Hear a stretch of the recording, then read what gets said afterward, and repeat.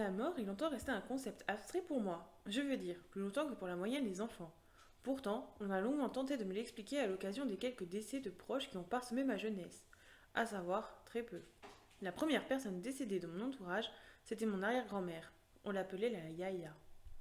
Quand j'étais petit, j'allais fréquemment une semaine ou deux chez ma grand-mère, dans un petit village à la campagne, situé dans le sud de la France. Famille espagnole de Catalogne. Mes cousines et cousins y étaient aussi souvent nombreux. On se marrait, on se fâchait, on se poursuivait pour un rien dans le potager immense. On se racontait des histoires d'horreur dans le garage, lumière éteinte, près du tracteur, et on en faisait des cauchemars pendant des mois.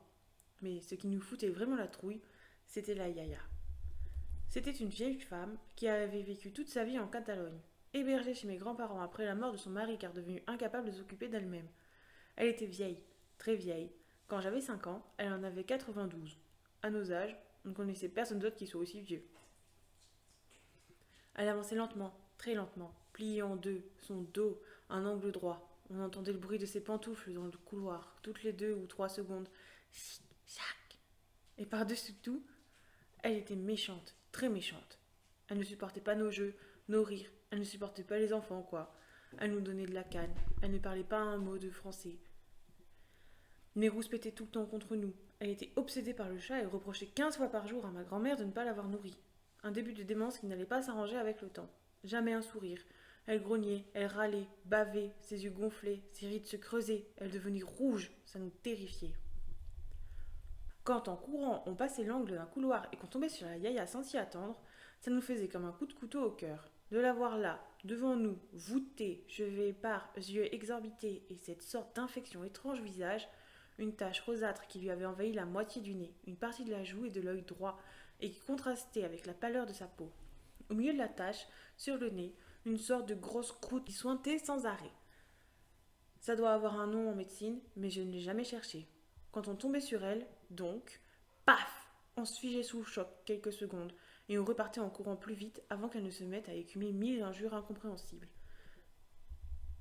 Des fois, l'un d'entre nous faisait semblant de l'avoir vue et criait C'est la Yaya C'est la Yaya. Alors on détalait à toute allure en hurlant. Parfois, elle ne nous supportait. Un, deux, trois. Parfois, elle ne nous supportait tellement plus qu'elle se mettait à nous suivre. Pour nous faire quoi? On n'osait pas imaginer. On se réfugiait où on pouvait, dans une chambre ou dans un placard, en sueur, paniqué. On l'entendait arriver, lentement, au bruit de ses pantoufles qui traînaient sur le sol. Chic-chac, chic-chac. On se retenait de crier de toutes nos forces quand elle s'arrêtait à quelques mètres de nous et restait là, immobile, pendant plusieurs minutes, sans rien dire ni faire devant la porte fermée. Mais il y avait une chose qui me terrifiait plus que tout. Quand mes cousins et cousines n'étaient pas là et que je dormais seule dans mon lit, presque toutes les nuits, la Yaya se levait. Dans le silence et le noir dense de la nuit des campagnes, j'entendais le bruit de ses pantoufles qui frottaient le sol à chacun de ses pas. Chic, chac. Elle allait dans la cuisine, toujours, y faire je ne sais quoi.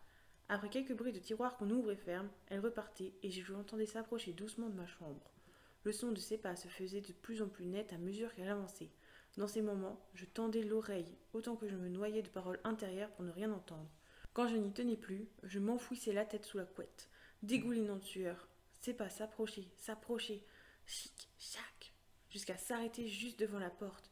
Puis plus un bruit. J'avais à chaque fois l'impression que mon cœur allait exploser. Après quelques minutes, elle retournait lentement à sa chambre. La Yaya est morte à 93 ans. On m'a donc expliqué qu'elle était partie, qu'elle n'était plus là, qu'on ne la reverrait plus jamais, qu'elle était au cimetière, dans la tombe, ce qu'on dit aux enfants quand on veut être honnête avec eux. Et si pendant les années qui suivirent, je n'arrivais malgré tout pas à bien saisir ce que c'était que la mort, c'est qu'à chaque fois que je dormais chez ma grand-mère, j'entendais le bruit des pantoufles de la Yaya s'arrêter devant ma porte.